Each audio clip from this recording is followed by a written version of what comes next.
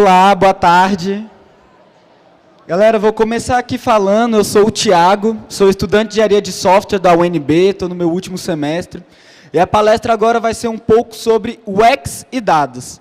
Primeiro vou começar me apresentando. Eu sou o Thiago, esse aqui é o meu GitHub. Meu nome no Git é Thiago LSG, para quem quiser seguir e acompanhar os projetos.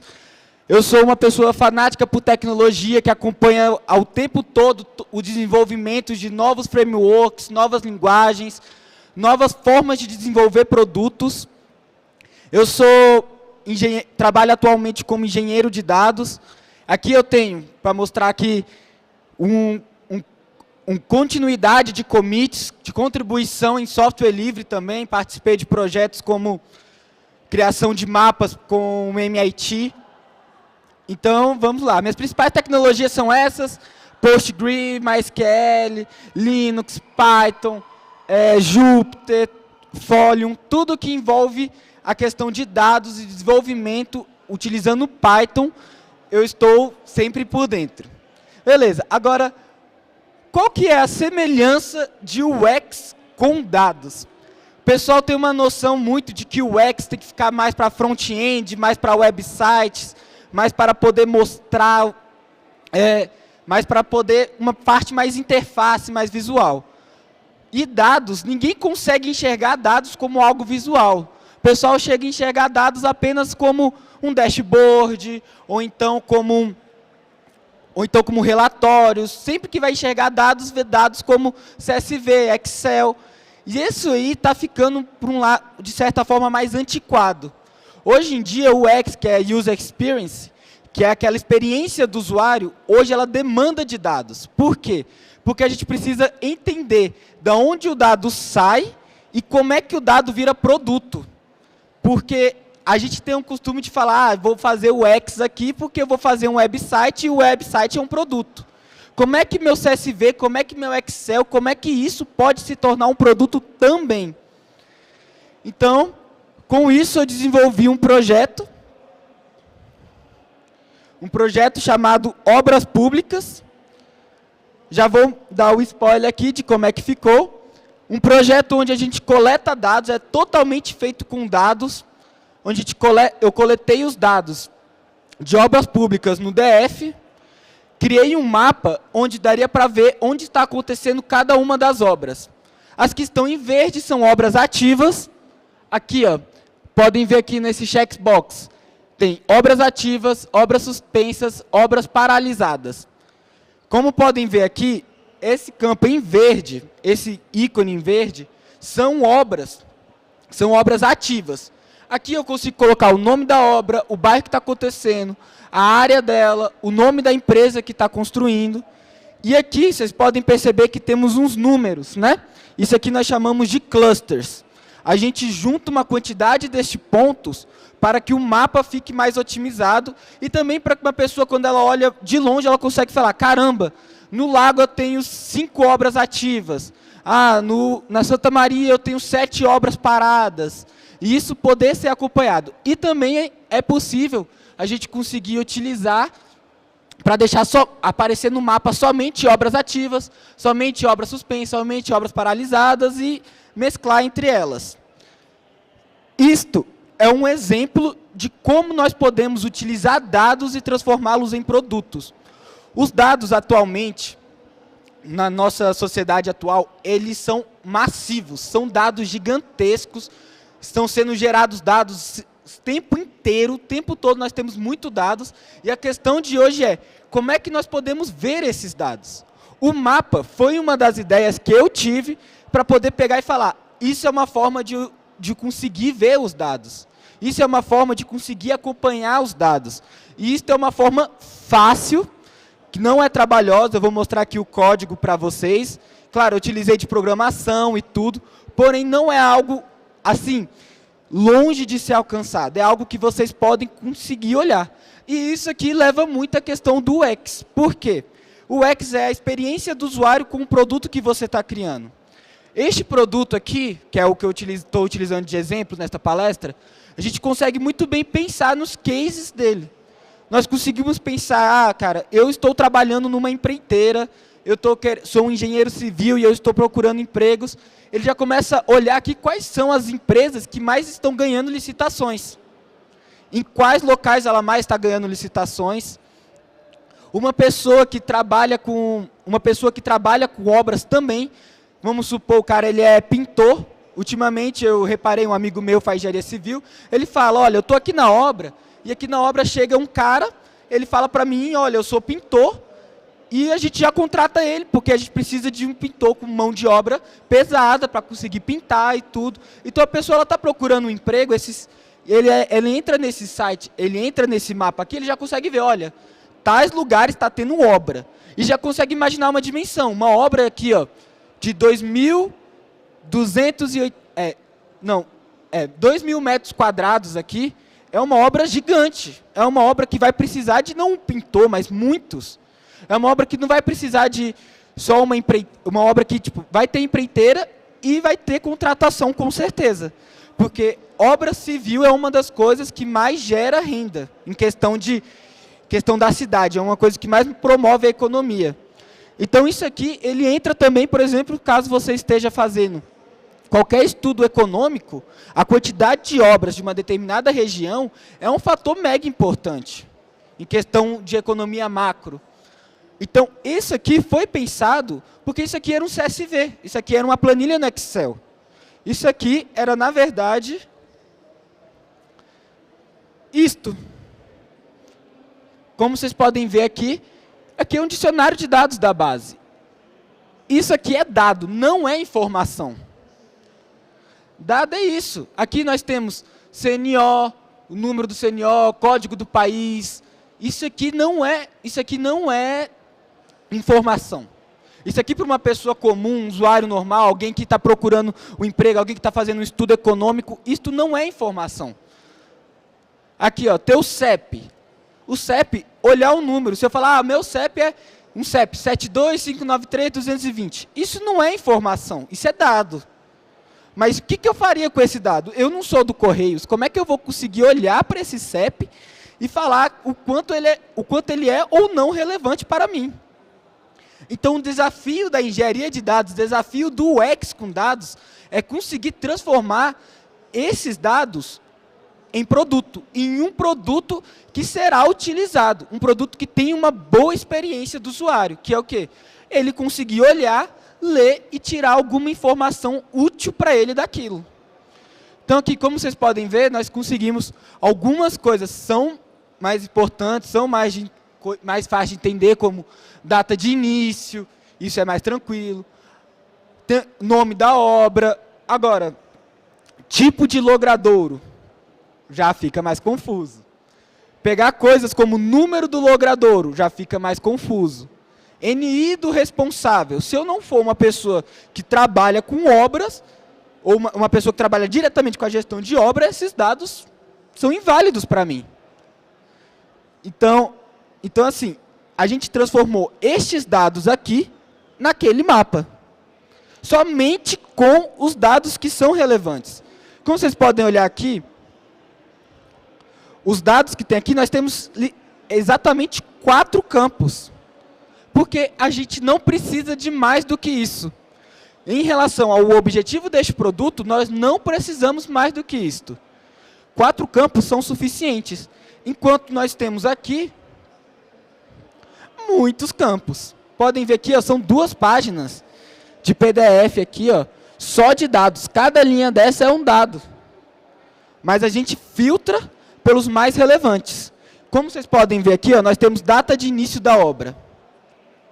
Como vocês podem ver, aqui não tem data de início.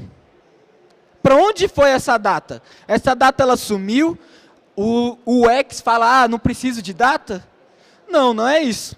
O que acontece? A gente vai utilizar a data aqui como filtro.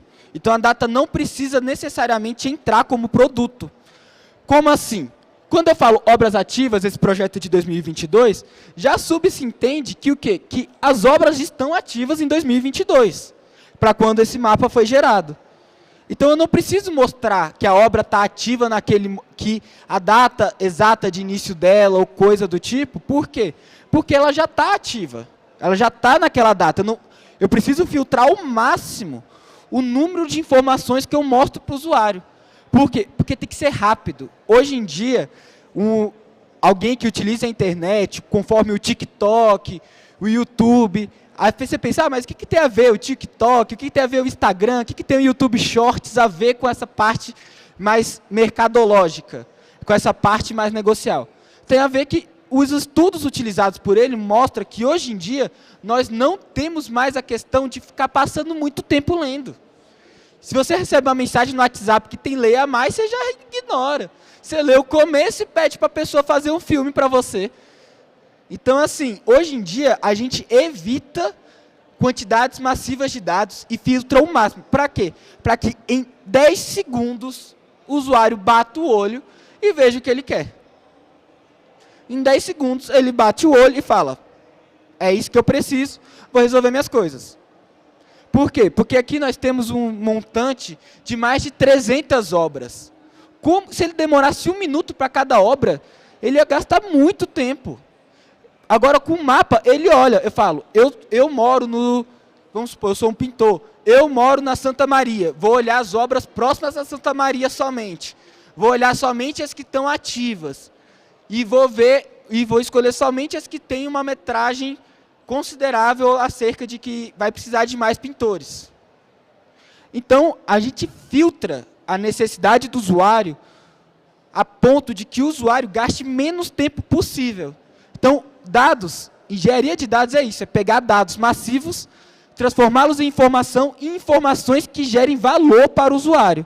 Ou seja, informações com UX. Nós temos que aqui entra o User Experience, onde nós vamos produzir pensando quanto tempo o usuário vai levar para ver, isso aqui é interessante ou não, como os usuários se comportam, quem é o nicho para qual eu estou desenvolvendo isto.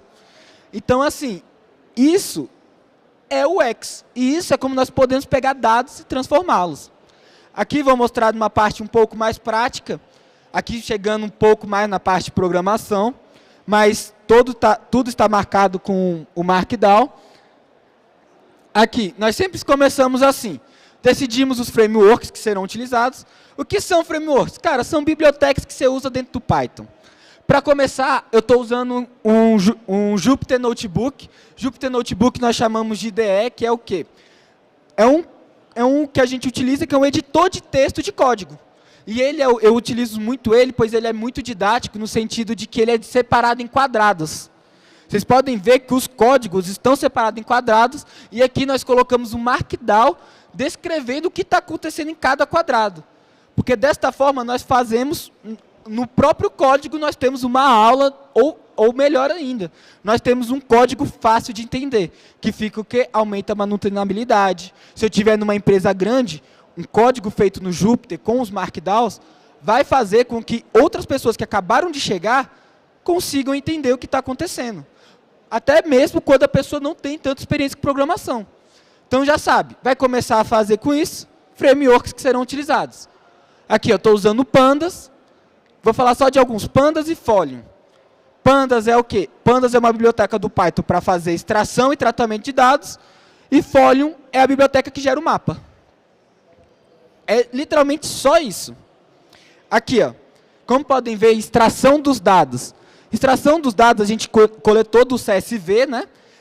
Antes de tudo, já estava me esquecendo, todos os dados podem ser achados, caso vocês queiram treinar e tudo, aqui, no portal de dados abertos do governo. O governo disponibiliza dados abertos e vocês podem coletar dados de qualquer coisa, Covid, dados de obras, tudo aqui está aberto e vocês podem coletar para poder fazer seus treinos. Então, vamos lá.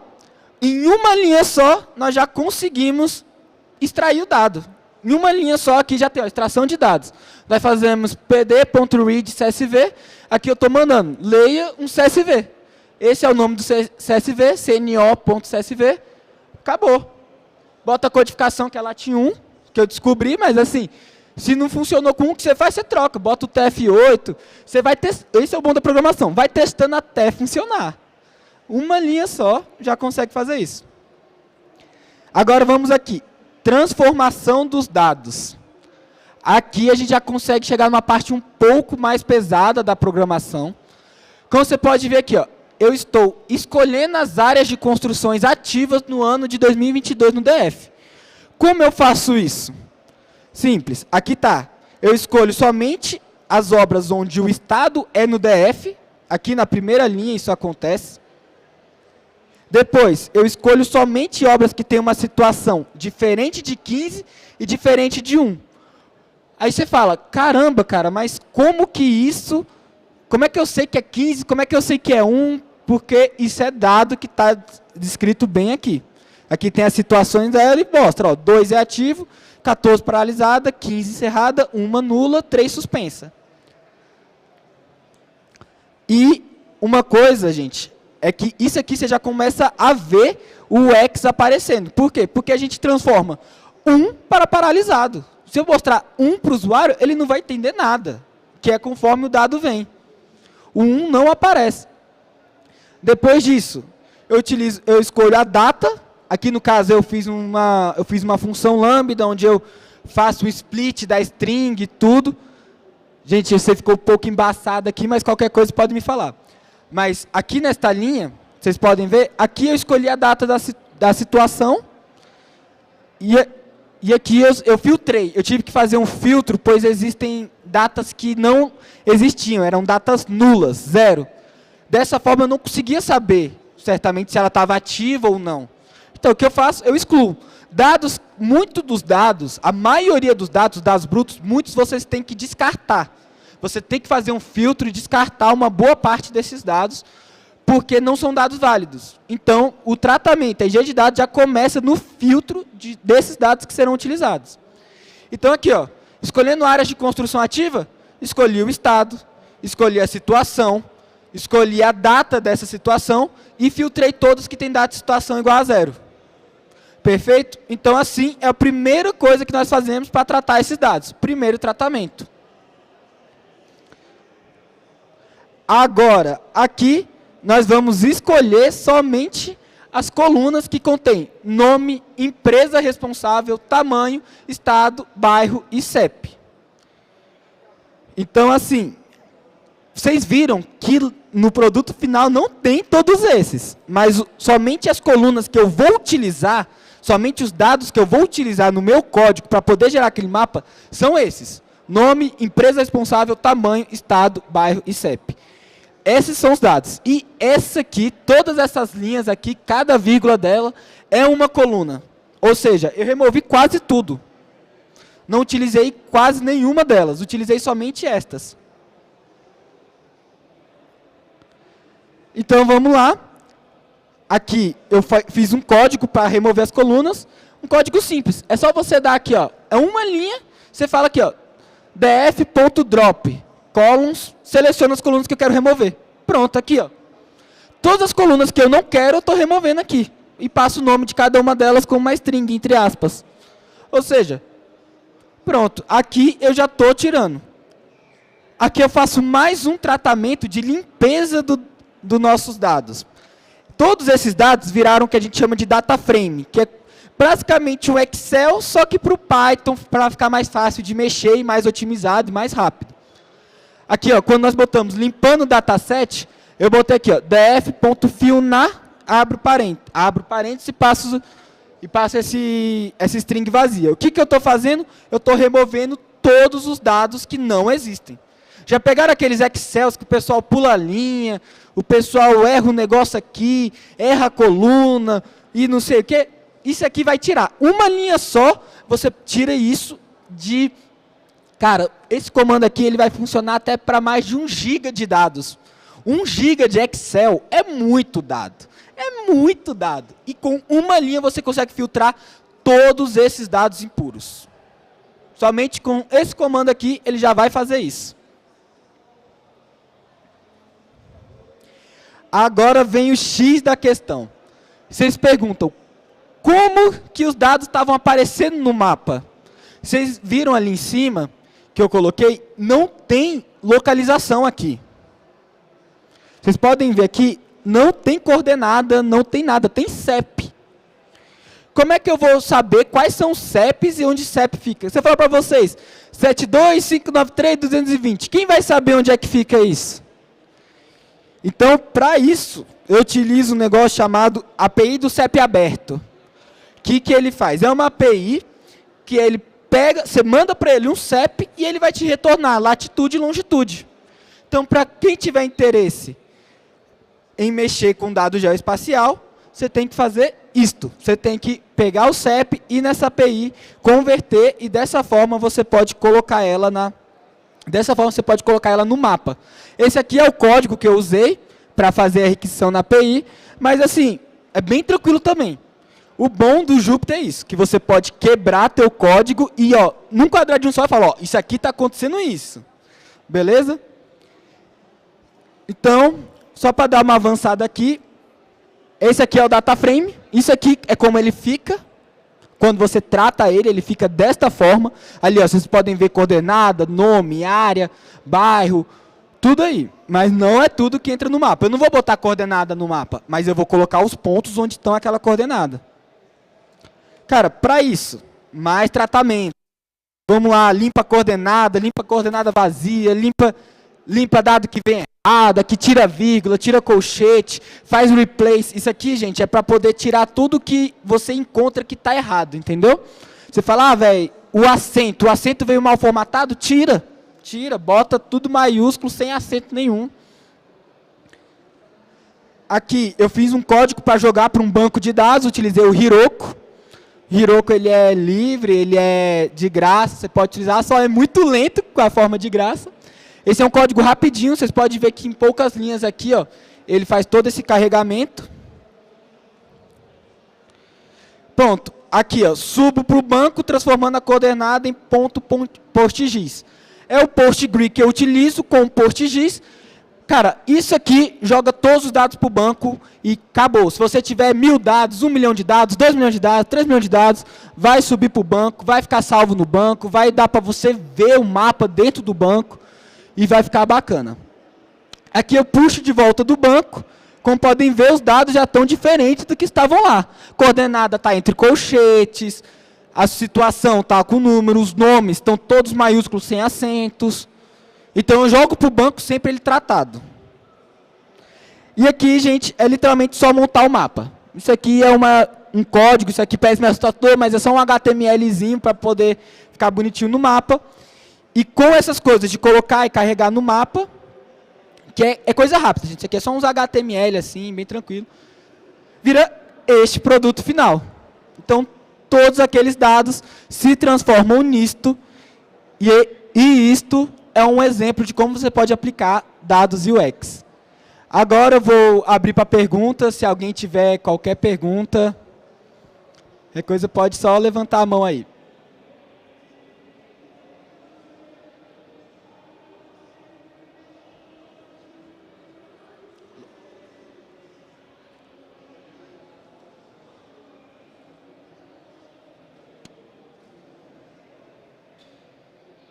Oi, beleza? Claro. Cara, desculpa se a pergunta é muito básica, assim, mas eu não entendi muito bem a parte daquela função lambda que tu usou. Tu pode repassar ali para nós? Claro, posso. Obrigado. Sim.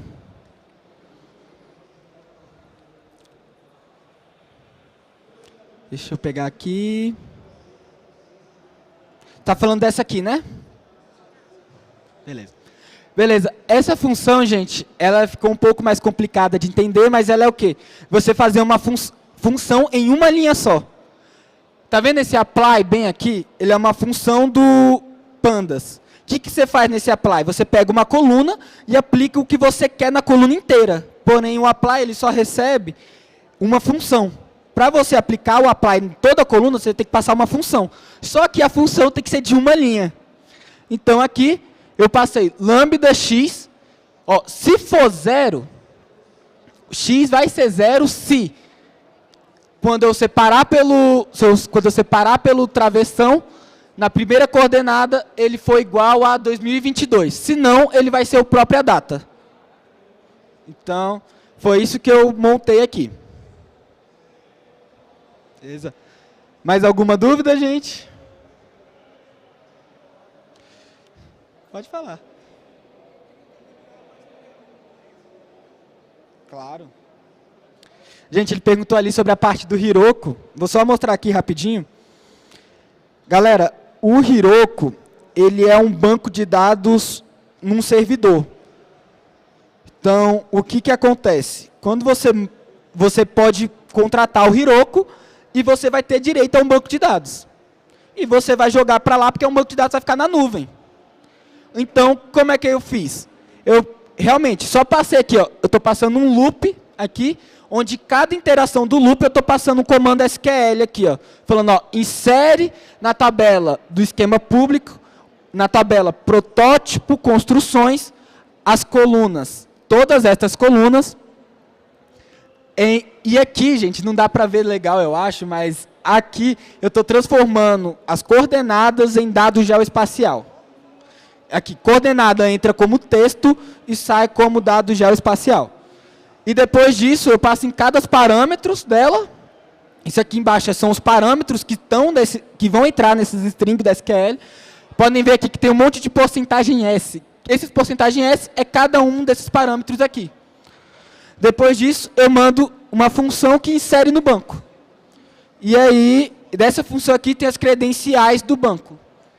Nisto, você consegue subir para o PostGIS. Somente com isso aqui você consegue subir e montar toda a sua tabela em questão assim, de segundos. Assim, dependendo de onde está o seu servidor. Se estiver lá no Canadá igual o meu, demora um pouquinho. Para começar, qual a linguagem que você sugere? Python ou R? Python. Eu sugiro Python no sentido assim, R ele é muito acadêmico. E ele é muito bom para muitos projetos de universidades e faculdades, isso é realmente bacana. Mas o Python, a minha principal recomendação é porque o Python ele tem uma comunidade muito boa. Com a comunidade alta, você vai pesquisar qualquer dúvida, você vai achar. No R, às vezes, você vai pesquisar um negócio, não vai achar, aí você vai procurar em inglês, vai estar mais ou menos. No Python, tudo que você procurar, você acha, porque a comunidade é muito ativa. Então, eu recomendo, e esse projeto, em Python, a gente tem o costume de otimizar as coisas. Vocês viram que eu gerei um mapa? Cara, eu gerei um mapa com uma biblioteca. Essa biblioteca é em JavaScript. Mas eu não precisei fazer nada em JavaScript. Por quê? O Python já me dá a biblioteca. Esse Pandas que eu estou falando, ele é em C, mas não tive que escrever nada de C. Gente, o mapa é isso aqui, ó. Isso aqui, gente, é só um HTMLzinho que eu quis passar, mas nem precisa. Mas aqui, ó, eu passo aqui, ó. Aqui eu passo aqui. O nome do cidade e tal. E pronto. O próprio mapa já vai carregar na hora. Você não precisa fazer um front-end, um back-end, consumir. Não, é só fazer isso aí que já gera um mapa. Não tem front, não tem back, só tem dados. Mais alguma dúvida? Tá bom. Muito obrigado, gente, pela oportunidade. Foi muito bacana conversar com vocês, viu? Obrigado.